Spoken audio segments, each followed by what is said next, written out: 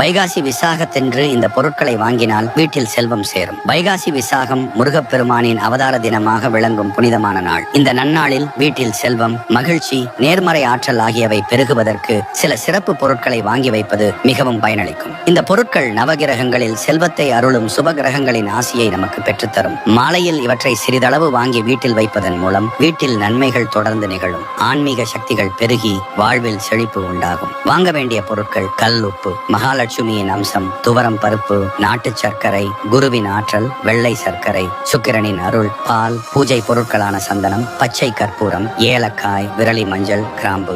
இந்த 10 பொருட்களுடன் முடிந்தால் 8 கிராம் வெள்ளி வாங்கி வைப்பது சுக்கிரனை வசியப்படுத்தி செல்வத்தை பெருக்கும். மேலும் 6 வெற்றிலை, 3 பாக்கு ஆகியவற்றை முருகனுக்கு படைத்து வழிபடுவது அதிர்ஷ்டத்தை அள்ளித்தரும். ஆனால் இந்நாளில் எண்ணெய் வகைகளை வாங்குவதை முற்றிலும் தவிர்க்கவும். இந்த எளிய பழக்கத்தால் வீட்டில் செல்வம் தங்கி வாழ்வு செழிக்கும்.